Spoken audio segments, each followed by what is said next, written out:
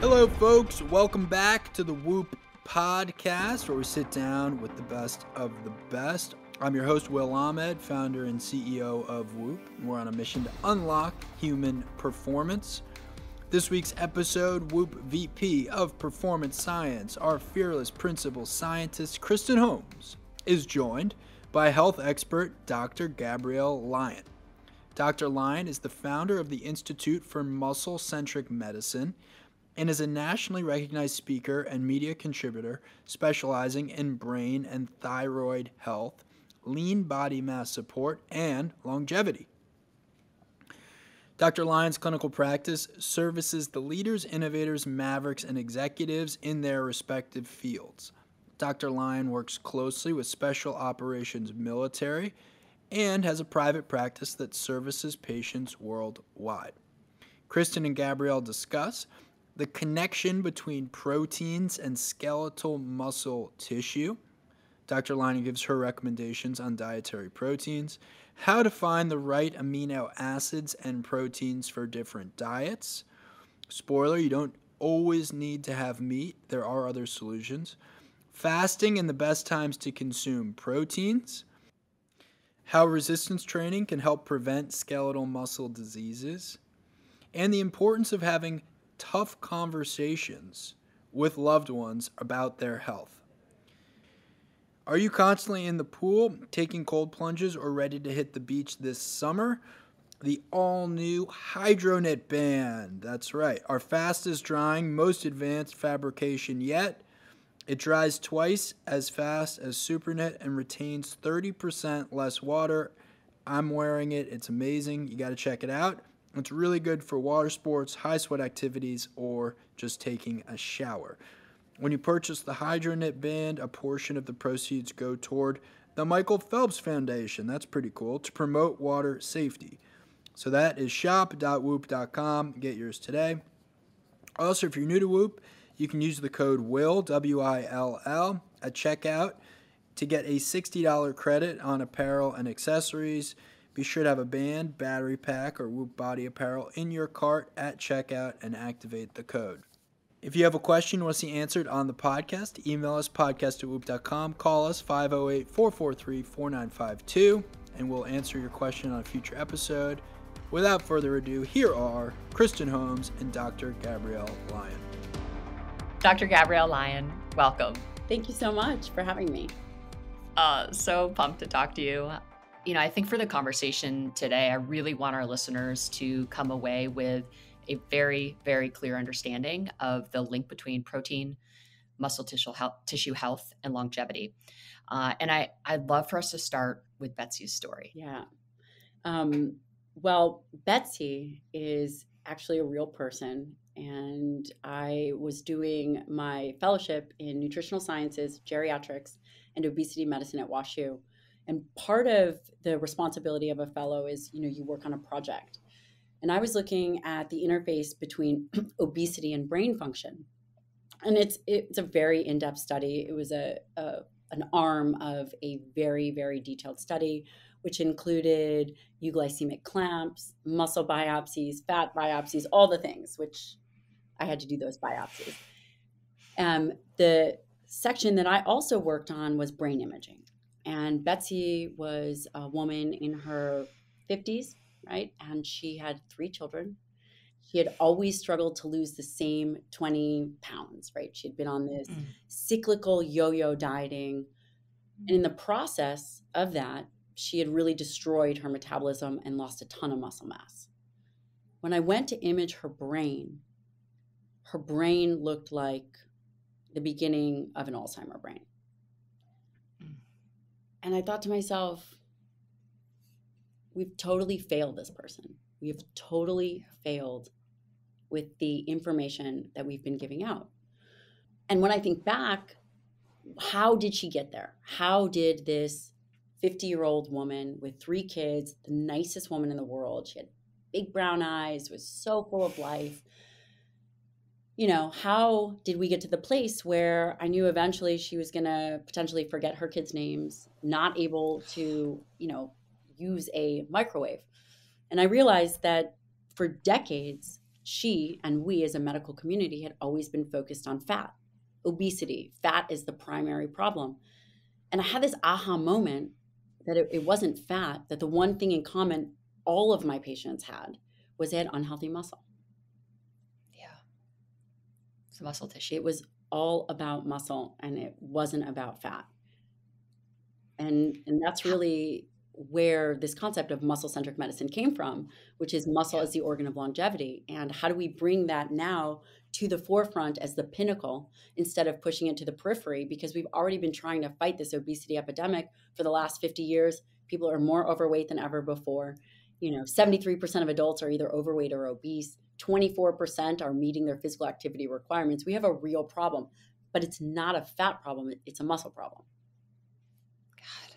All right. And you just rattled off some statistics. So I just want to kind of go back to that for a second. So how many Betsy's are there out there? What a great question. Way too many to count. Way too many to count. And, my guess is 73%. So this metabolic crisis that we're in, that impacts the brain. It impacts every organ, tissue, cell in the body. Yeah. It starts with our muscle. It does. So what is that?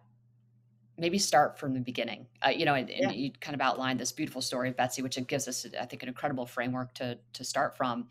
Where do things start to go wrong for someone? Yeah, that's a great question. In the literature, we talk about healthy sedentary individuals. And these healthy sedentary individuals could be 18 years old, they could be older. And if someone were listening to do a quick PubMed search, you would find these studies that have healthy sedentary individuals. There's no such thing. A sedentary lifestyle is in and of itself a disease state. Period. End of story. There's evidence to support that the muscle issues, and let's just say, and I'm going to highlight to you all the things that muscle does, but muscle illness, muscle sickness, dysfunctional muscle can start at any age. And it starts with inactivity and it starts with low quality diet. And this, again, can begin at 18 years old or younger. Because muscle, I'm going to tell you something that's so fascinating. Up until recently, we have not been able to measure skeletal muscle directly. Right. Wait a second. But everyone says lean body mass is how we're looking at skeletal muscle. Lean body mass includes bone. It includes all the other organ tissues. It includes everything else other than adiposity.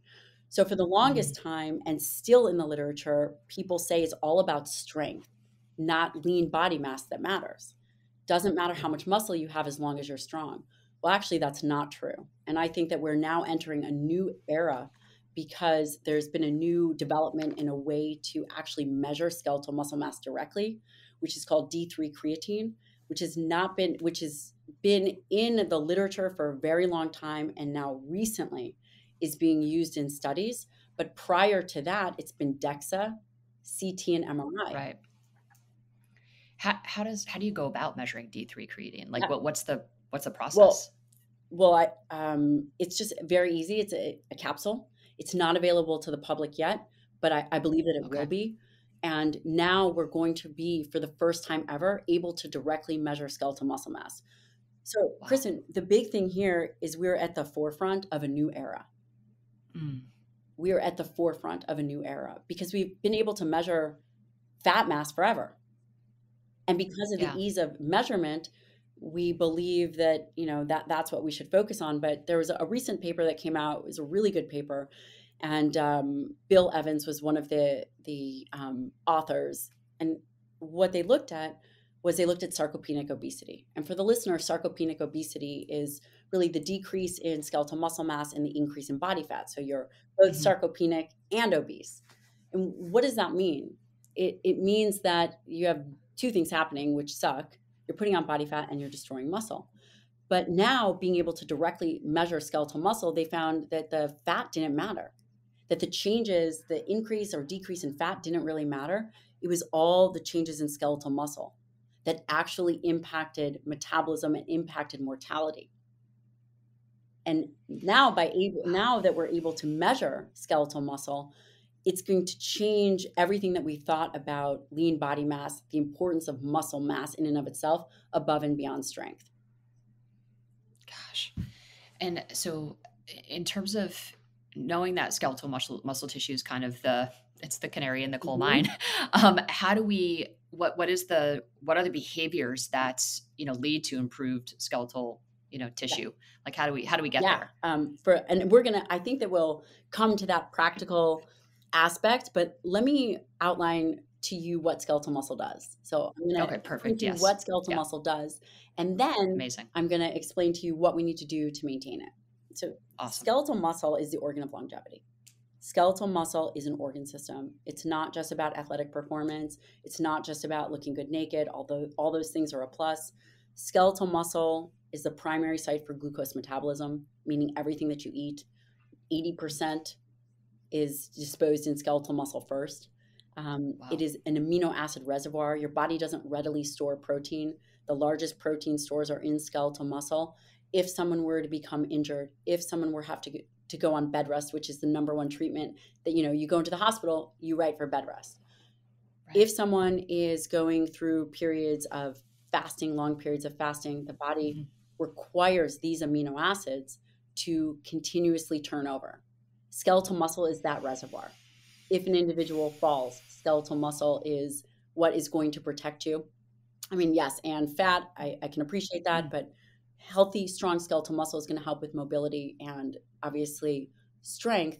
The other really interesting aspect of skeletal muscle, it functions as an endocrine system. When you train it and you contract this tissue, it releases myokines. And myokines interface, there's, hundreds, if not thousands of myokines that are yet to be discovered. But what we know is that it changes the way that nutrients are utilized. It interfaces with the immune system.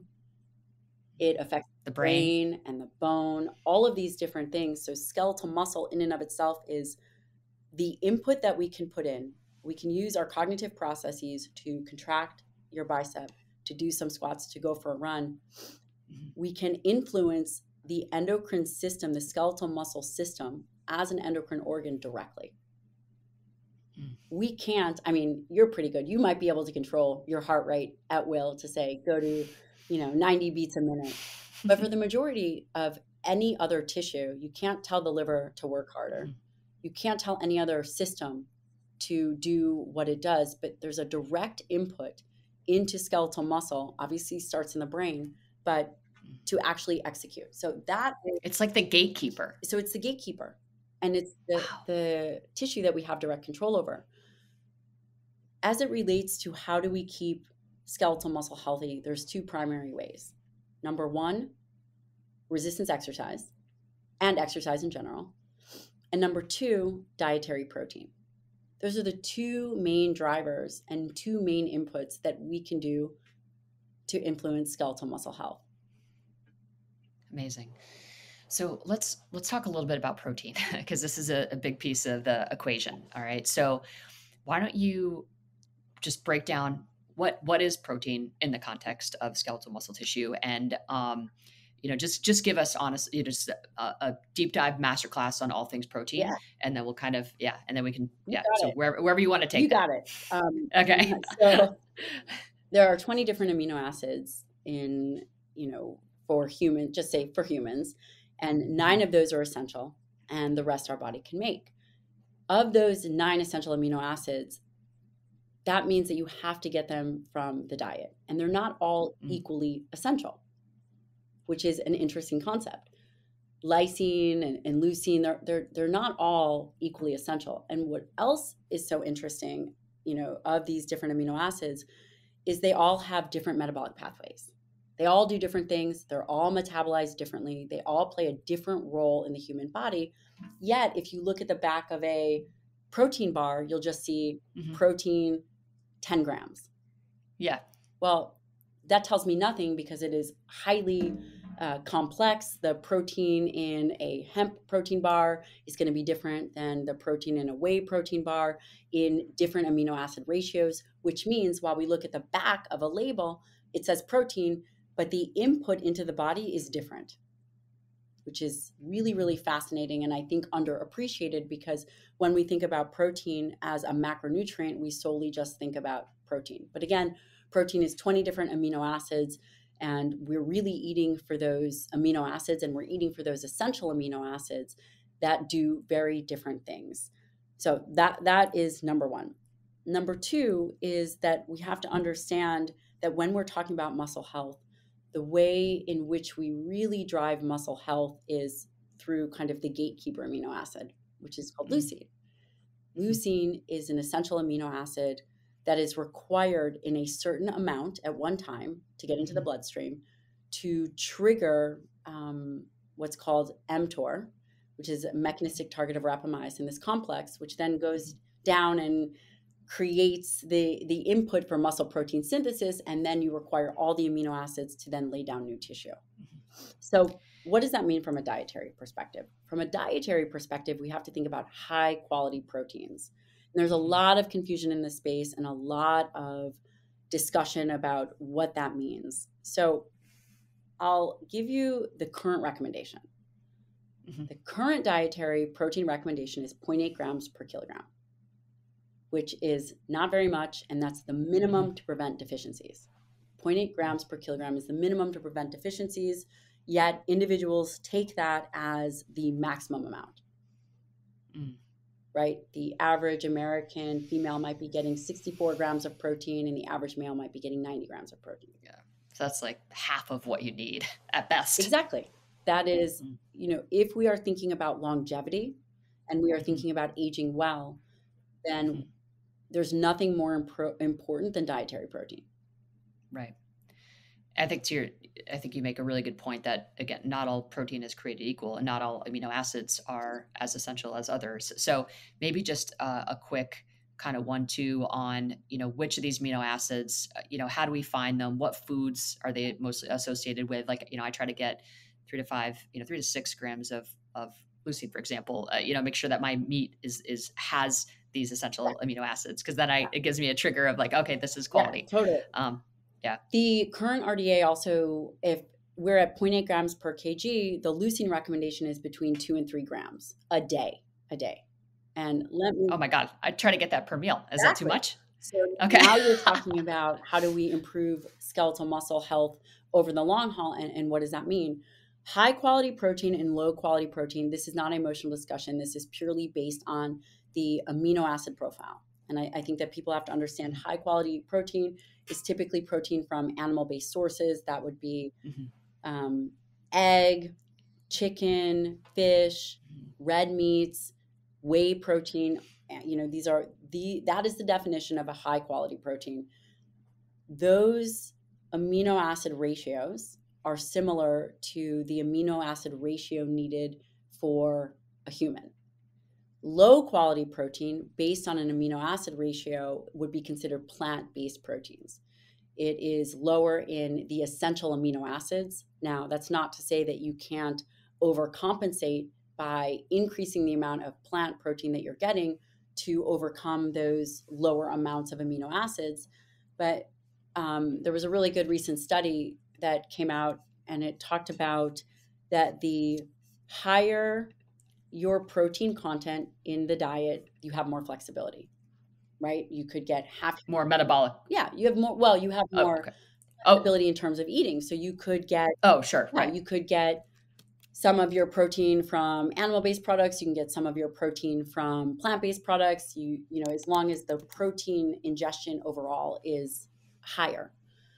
However, the lower your protein intake is, then 50% of that should come from animal-based sources, because it's not just the macronutrient need, that we're thinking about, but it's also what are the other physiological nutrients that we need, like B12, zinc, selenium. What are the other bioavailable things that, the other bioavailable nutrients that we have to meet? So the quality of protein, again, we're talking about just the macronutrient aspect, but we have to understand that food should be thought of as a matrix, highly involved in multiple things, not just broken down as macronutrients. So when we think about designing a diet, the evidence would support a diet with the first meal of the day hitting between, 30 to 50 grams of high quality protein, and probably at the higher end. probably Yeah. between 40 and 50 grams of high quality protein. And again, for the listener, what does that look like? That would be, it could be a whey protein shake. It could be eggs and something else. It could be a lean steak. I know it sounds crazy, but easily if you did a 6-ounce steak or a 6-ounce chicken breast, you would be getting 42 grams of high quality protein. And that would be, easy. Now, if you were to do a plant-based protein or a plant source of protein, you may need, depending on the source, 25% more of that actual food, which ultimately, typically the plant-based sources ride along with carbohydrates. And unless an individual is highly physically active, you're going to get too much carbohydrates to offset that. So it's not perhaps the best choice. And I think that that's really important to understand.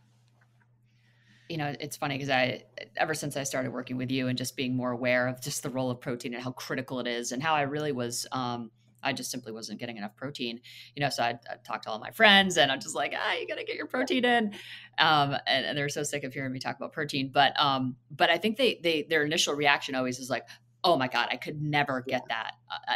So how do you work with your patients? Like, what are some of the strategies that you deploy with your patients on just, how do you get enough protein and is, quality obviously really matters. Like, what if I get some, if I have a tortilla that has 9 grams of protein in it, how does that mix in? And you kind of just answered that with just the thinking about the different amino acids but maybe just from a real practical standpoint, like, how do you think about that? These are really great questions. And that is the example of a combination meal. And I think that that's great.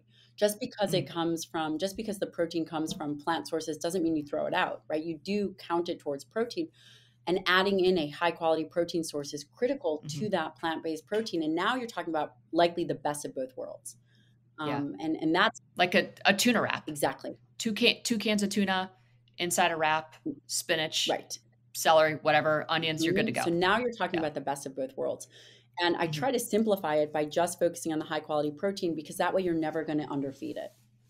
Right. That is the most critical thing to understand. And the next question I would ask you is, when people say, I can never eat that much protein, I hear it all the time, right? I do have a full clinic. We do talk about protein all the time. Yeah. And the thing is I say, why? And one reason is they say, well, I don't want to eat too much of it. And then the other thing they say is they get too full. Now, when an individual gets sick, so you've gotten sick before, I know, and let's say, we were working on, we met actually at the 777 expedition when these guys were folds for honor, jumping out of airplanes. Yeah. Now, if someone were to get sick, the RDA for vitamin C is 60, it's like 60 milligrams. It's nothing. But if an individual were to get sick, you might say, okay, well, I'm going to take 1 gram of vitamin C. Or if I want to get the best of my performance, I'm going to take 1 gram of vitamin C. Nobody looks at the RDA for vitamin C or some of these nutrients as the maximum, right? Nobody. Everybody we know gets sick and they want vitamin C and they want zinc.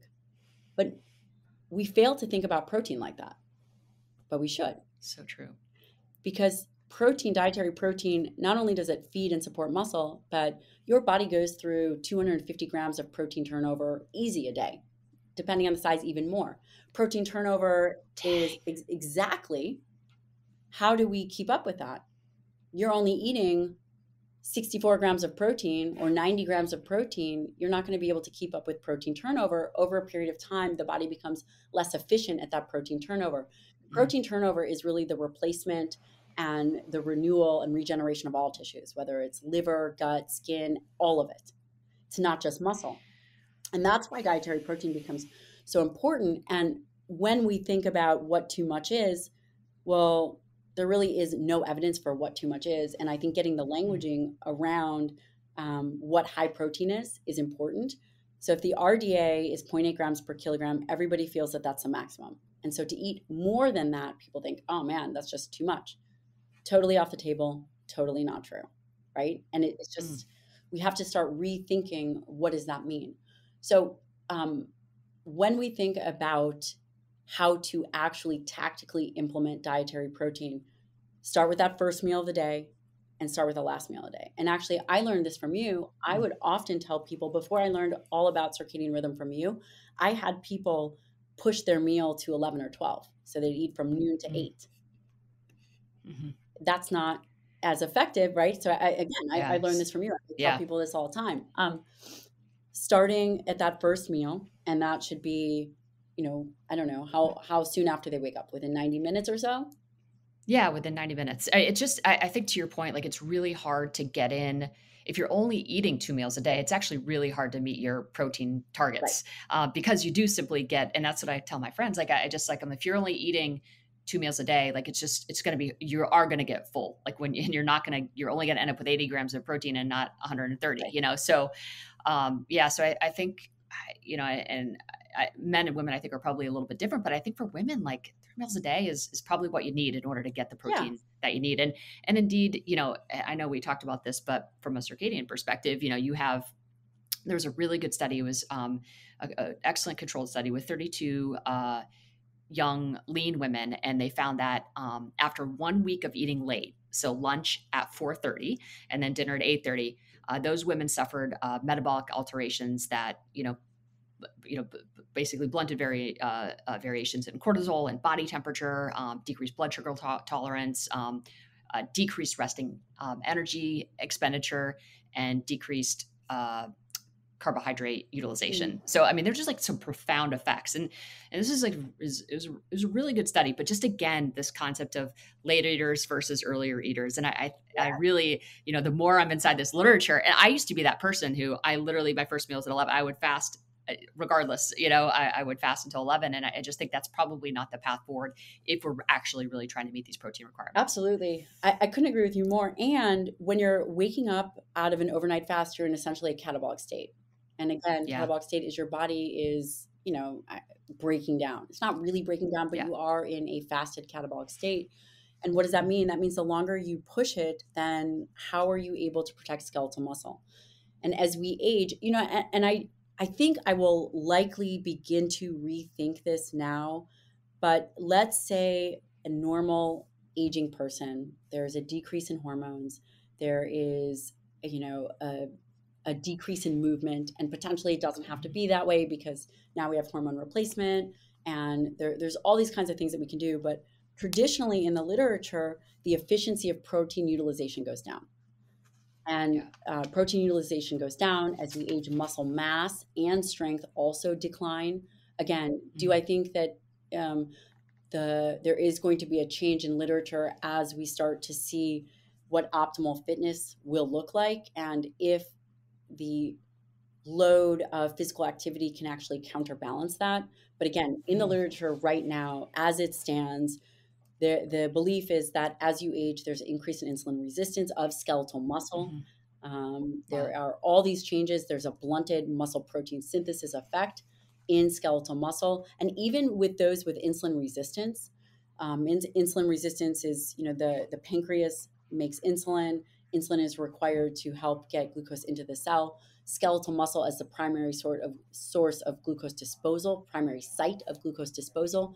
Skeletal muscle, when skeletal muscle becomes insulin resistant, you see alterations in blood sugar, insulin levels, all of those things. And we do believe that as individuals age, there is an increase in insulin resistance in skeletal muscle. So the way in which you can prevent that is keeping the tissue healthy through dietary protein. The best thing that you can do is to preserve what you have.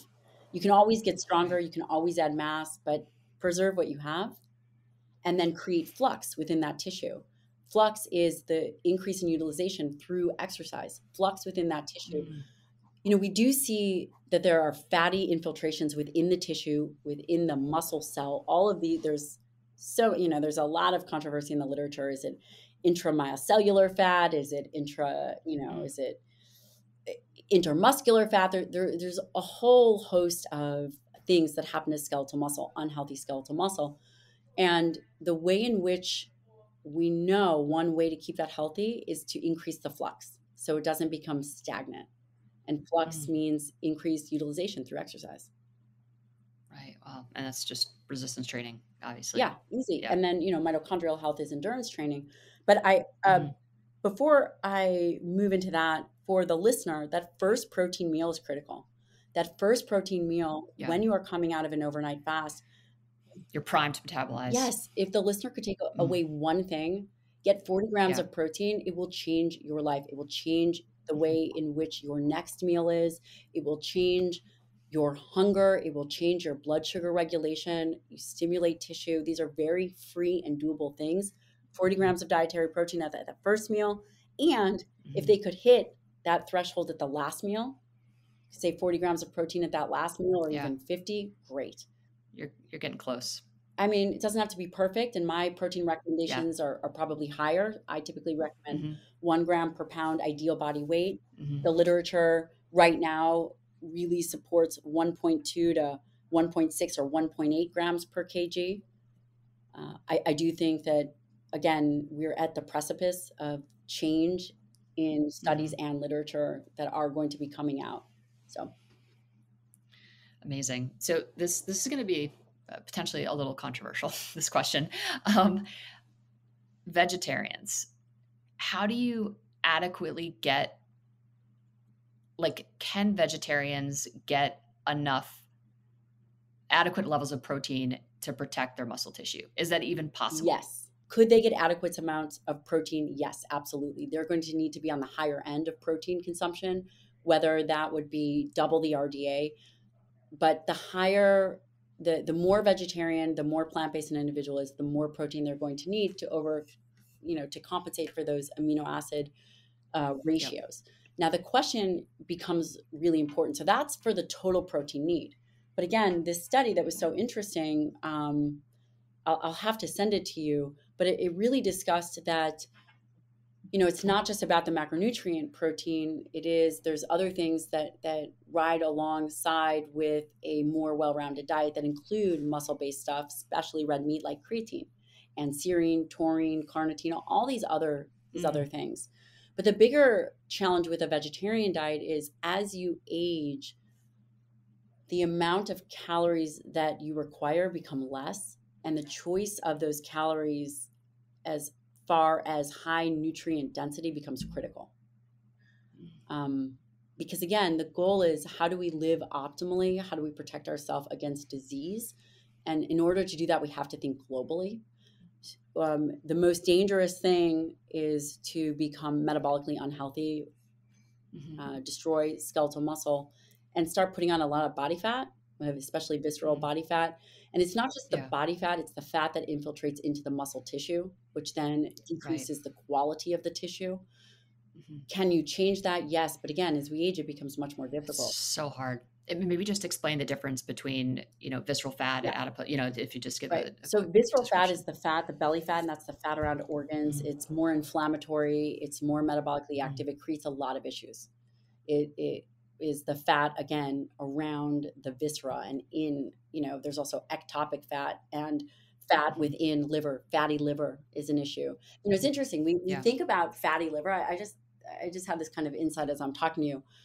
Everyone talks about NASH, right? Non-alcoholic fatty liver disease. Alcohol is, Nobody talks about myosteatosis, which is fat infiltration into the muscle, which is probably just equally as critical. Again, this is highlighting the fact that we're not imaging skeletal muscle appropriately or consistently. Everybody talks about NASH as if liver is the most important organ. It's critical, but what about skeletal muscle? That fat, the fat that you see in liver, you see that same kind of fat in muscle. Yeah. And there's a muscle liver crosstalk. Let's see if I can find it. So the way to improve or kind of decrease the visceral fat is through protein and resistance training. Those are like the two things that you can do. And what diseases do you prevent by targeting, like by really paying attention to the protein and the resistance training? Yeah. This is really great. I was just here. I was looking at this study for you, which is so good, and I'm going to send it. Well, let's go back to Betsy. Okay. Betsy was on her way for Alzheimer's, diabetes, cardiovascular disease, all these diseases that we feel ride along with obesity as the primary mover. These, I believe, are diseases of skeletal muscle first. Yeah. It's losing weight is not Betsy's path to fixing She did it. or to paying down her risk. Right. She did it. So the reality was, for her, and for what I believe as 73% of the population, it's really about skeletal muscle. If you want to prevent cardiovascular disease, and I'm not talking about the genetic, we are not talking about, someone who is someone who's going to genetically get Alzheimer's at 30. We are not talking about the individuals that, have massive issues with genetics. We are talking about diabetes, cardiovascular disease, even low levels of inflammation. These things can be largely prevented and corrected through skeletal muscle. Wow. And that becomes really, really critical. I mean, you've really, you just don't hear this. No. You don't hear it framed that way. I mean, I've never heard one doctor. I don't know. It just seems as though like you're really starting kind of a revolution here. I hope so. Yeah. And I love, like, in your TED talk, I thought it was so brilliant how you ended that conversation about we're all kind of in this together, and that you need to find a Betsy in your life and help them understand this path, and so what does that conversation look like? If I have someone in my life who I know that they kind of fit that profile and they're going down this path, how do you recommend, what does that conversation look like? Because it's such a tender, it's such a hard thing. It's such a hard conversation to have with someone, and it's just like, you love them so much and you just want them to have the energy and be able to maximize their time on this planet. And it's like, you could want that for someone, but they have to kind of want it for themselves too. Like, I just am curious, how do we have these conversations with the Betsys in our life? Now, this is, for some, might sound really harsh and somewhat negative. And, I have a medical practice that takes care of warfighters, mavericks, innovators, the people that are at the pinnacle of what they are doing, people that want to move the needle, that want to change the world. And one of the things that you see with every practice, and you actually see it all the time, is that there are archetypes of people, patterns that are predictable. And understanding those patterns and not being surprised by them is critical. Now, I'm going to get to your question about Betsy. The progressive decline and ultimate death and end of life is predictable for the majority of people. Understanding that the choices an individual makes in the moment will change the trajectory of their life. Those that excel and those that remove physical limitations in their life. You don't have to be a Navy SEAL. You don't have to be an elite entrepreneur. What can we learn from people that have exemplified a way of doing things that everybody can take into their own life? And that is 100% being aware of the weaknesses of the individual. We all have weaknesses. And if that weakness is not wanting to eat a good diet, if that weakness is drinking at night, if that weakness is skipping a workout, if that weakness is eating pizza on the weekend, whatever it is, bringing that weakness to the forefront, having it be present, and thinking every time you indulge in that weakness, which, by the way, is a complete distraction. And if you do that over a lifetime, what is the outcome of that going to be? And fast forward, what is that? Are you willing to trade the immediate gratification for a later life decision? And if you can close the gap of your future self and your current self, got to close that gap. And every decision you make, and you practice it. Is this moving me forward, or is this moving me back? And that's where I think that the conversation starts. It's not, we could say, oh, if you keep doing this, you're going to get Alzheimer's, all that stuff. Yeah. Right. But the reality is, do you want to be the best version of yourself or not? It's going to take work. Yeah. And if you do not change this habit, where are you going to be in the next 6 months and in the next 6 months after that? And then you're going to get into the season of regret. Now, I'm going to tell you something else very powerful. And this took me quite a number of years to work through. I'm a trained geriatrician, which means I take care of people 65 and above. That was my fellowship training. I have sat at the bedside of a lot of dying individuals. And the biggest thing at the end of life is this regret of not having lived or have put in the effort of what it would mean for them to have a meaningful life. And for a lot of people, it was a meaningful life free of physical illness. Yeah. So that is the thing that I would say. Yeah. Is that what drove you to write your book? Mm-hmm.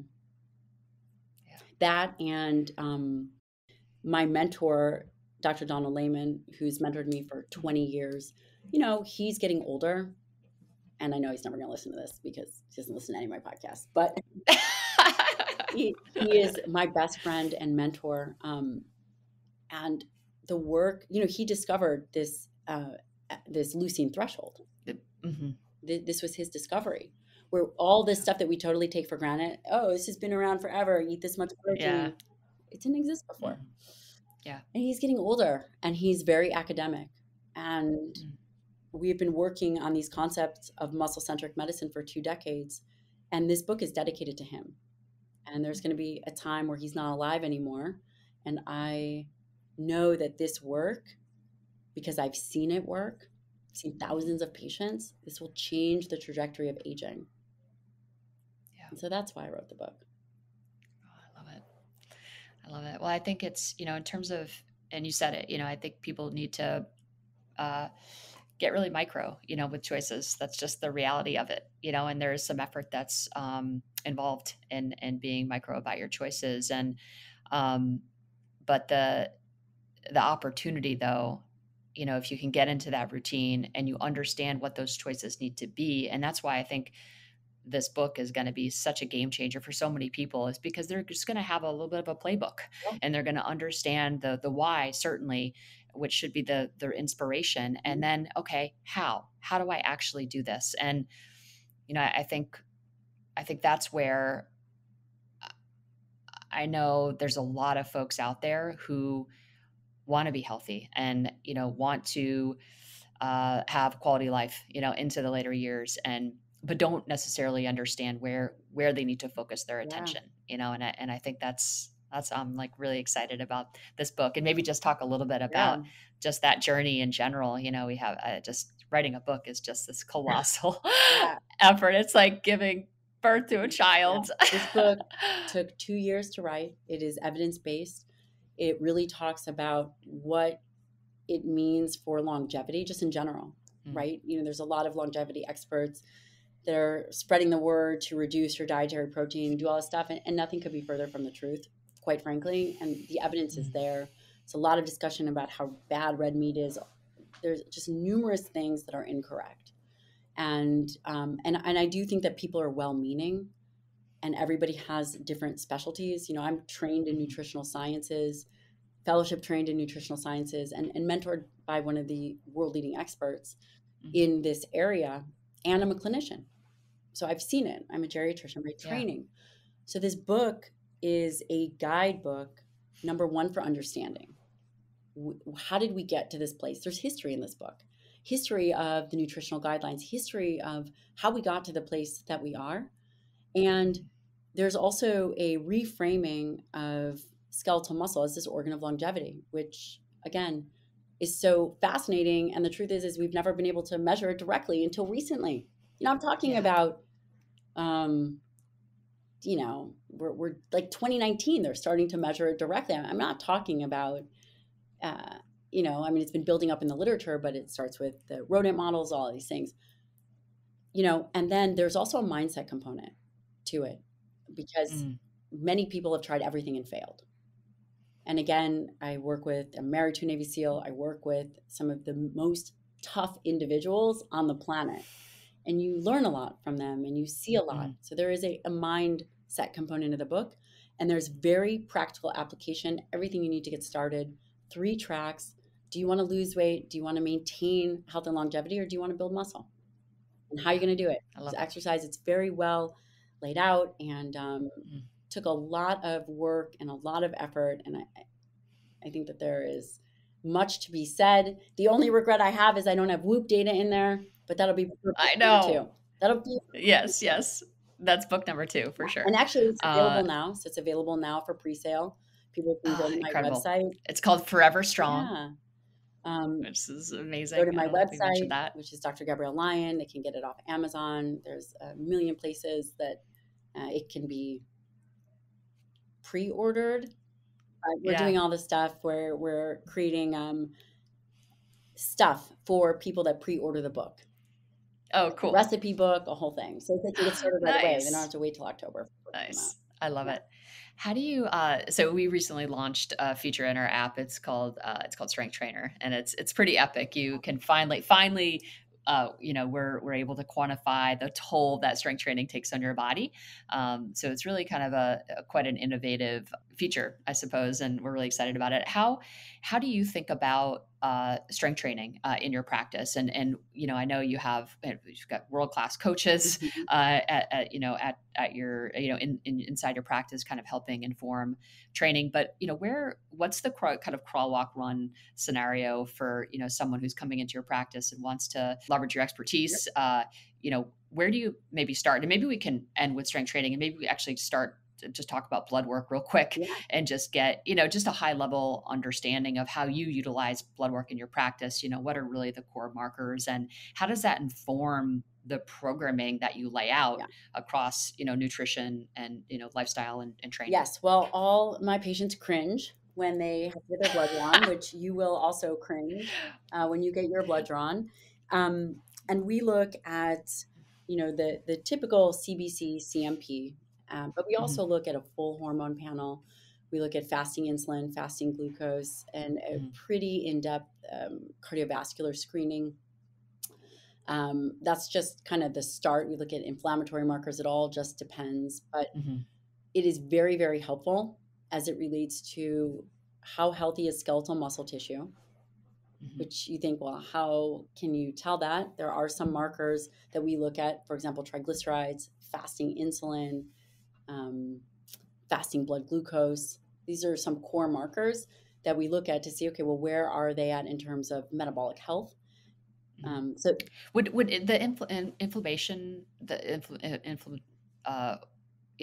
kind of wondering if like a CRP, if that would point to your muscle tissue health.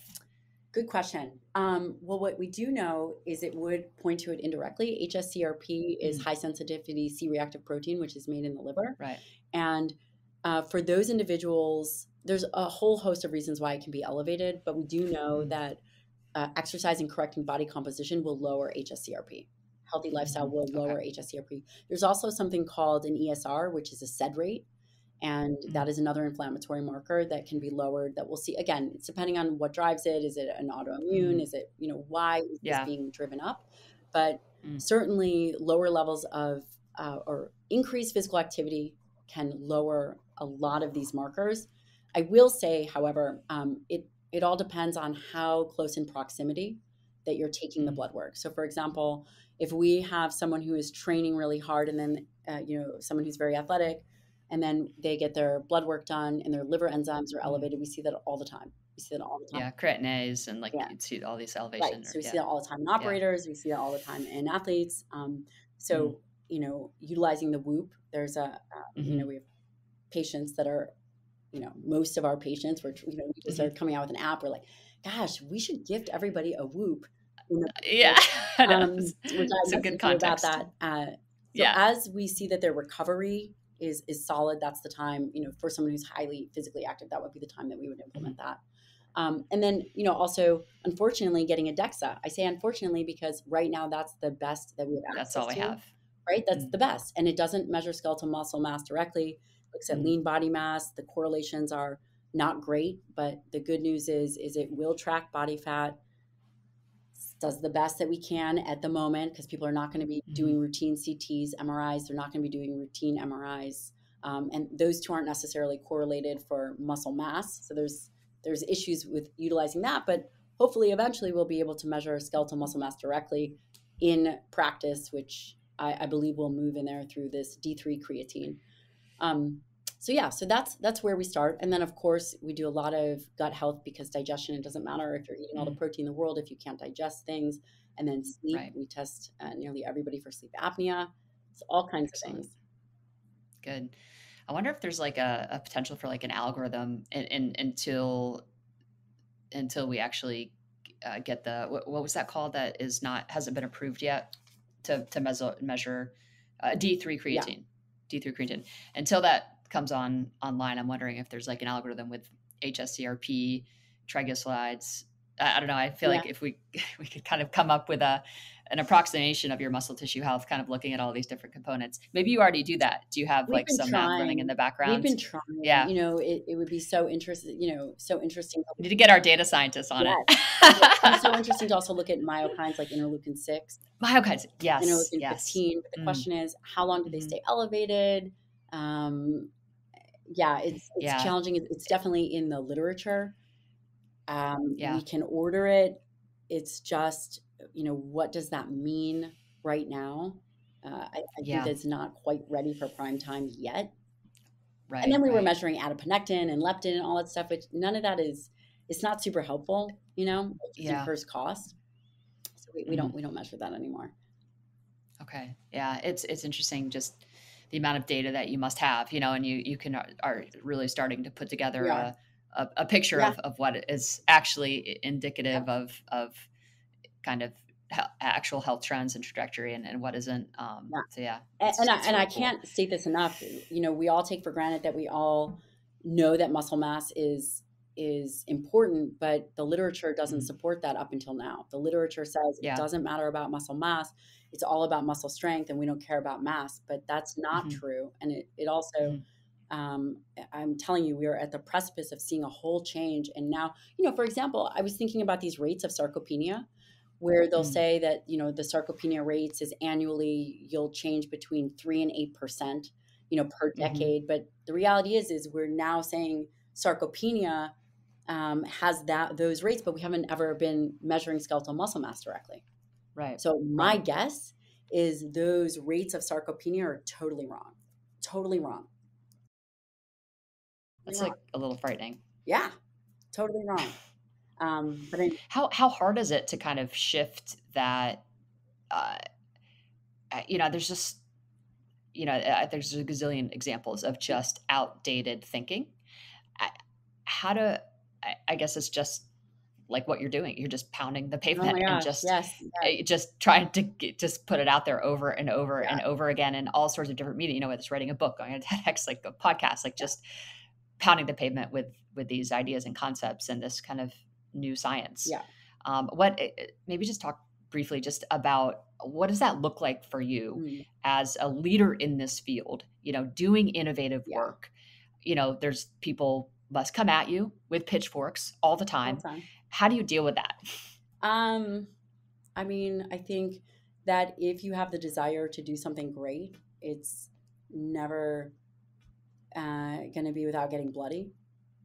And it's just the way that it is. And that's okay. Because the other option is to do nothing and say nothing. And that's not, after going through my geriatric training, once you see something, and if you are the kind of person that feels responsible for other people, really feels that there in your life is a servant leadership trait, which our family is all about servant leadership, then you can't feel good about yourself not doing anything. I've been talking about this for years. There is, how do we really empower people? How do we change the end of life? How do we change what we thought the narrative was, right? It's not obesity. This whole obesity epidemic. I mean, okay, fine. But how are we really going to move the needle to fix things? How many obesity drugs do you think there are? By the way, a zillion. How many drugs do you think there are to treat sarcopenia or frailty? Yeah. How many? Maybe 5, maybe. I mean, like what? Testosterone, which isn't even FDA approved yet for it. Yeah. You realize, but I can go and write drugs for obesity medicine all day long. You fall under this criteria here. I can give you this drug. Gosh. You don't have good, healthy muscle mass. Sorry. Which is arguably way more of a problem. Yeah. Than obesity. We have to change the way we are thinking about this problem. When a paradigm is promoted enough, when a paradigm is discussed enough, it becomes truth. It becomes fact. This now is our operational domain. But that operational domain, I believe, is incorrect. So, yeah, I think a lot about how, society in general, like, does not do us like a much service in terms of just like kind of letting folks off the hook, kind of. Totally. I want to just kind of hear your point of view on it's a little bit of a leading question because I know that we have kind of a similar mindset around this, but I feel like we sometimes over-index and normalize a lot of these unhealthy behaviors, frankly, because, kind of choosing health sometimes is hard and we don't want to make people feel bad. And I understand all that. But at the same time, being unhealthy puts a huge burden on society. Everybody. So I guess I have this like internal tension all the time about how to talk about this in a way that feels inclusive, but that also gets to the truth of what's happening. Because I think we can avoid, the truth and avoid reality, but that doesn't do me or my loved ones any good. So I guess I just am curious, like, how do you think about that whole dynamic, and what is your recommendation in terms of how do we kind of tread this reality versus kind of still being, tender? I don't know. There is nothing more reassuring than the truth. There is nothing more reassuring than the truth. That's why I love Whoop data.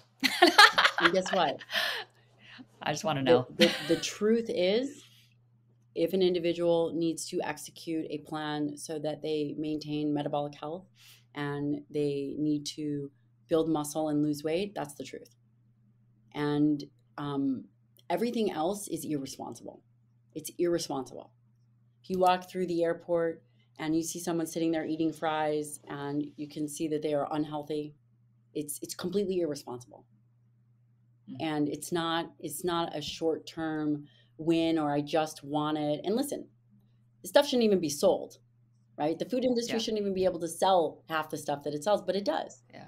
So that it's a carcinogen, right? Like it's a whole bunch of, who knows, eating a bunch of French fries, who knows where that oil's coming from.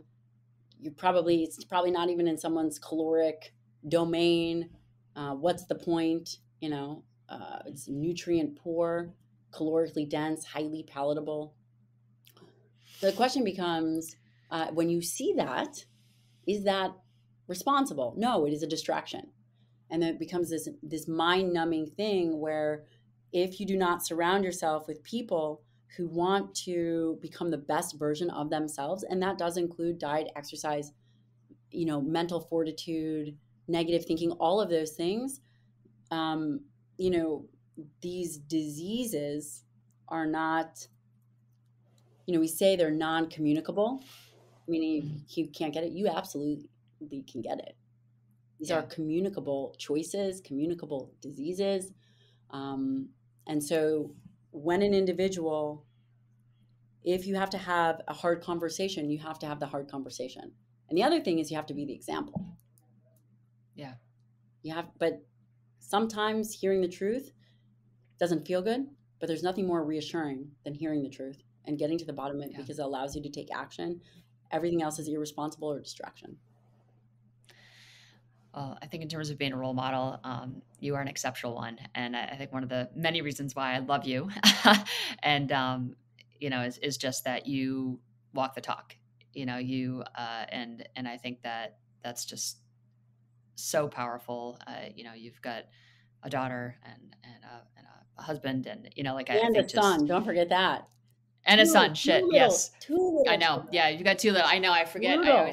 Yeah. Brutal. I know. I always see your daughter. I don't see your son on video as much. Yeah. Yeah. That's because he's too busy. He's just wiping poop everywhere. I don't know what he's doing. Peeing on the wall. But I do think modeling behaviors obviously is so critical, and appreciate just everything that you do to get this good word out and live the life yourself. I think it's really inspiring. I'd love to end on and just talk a little bit about just strength. And I know I'm sensitive to time here, but I would love to kind of get, when a patient comes in, what are the top 3 things that you recommend to really get them thinking about their muscle tissue health, and via protein or via strength, however you kind of want to frame it. Another great question. The people coming in, the first thing, now there's multiple inputs to get an outcome. Really, we're looking for an outcome. We're looking for muscle mass, which is critical, and muscle strength. Again, multiple different ways to get the job done. Something easy. Everyone should be training 3 to 4 days a week of resistance exercise. Again, the literature is there's a continuum. Could you do lower reps, higher weights? Yes, you can do all of those things.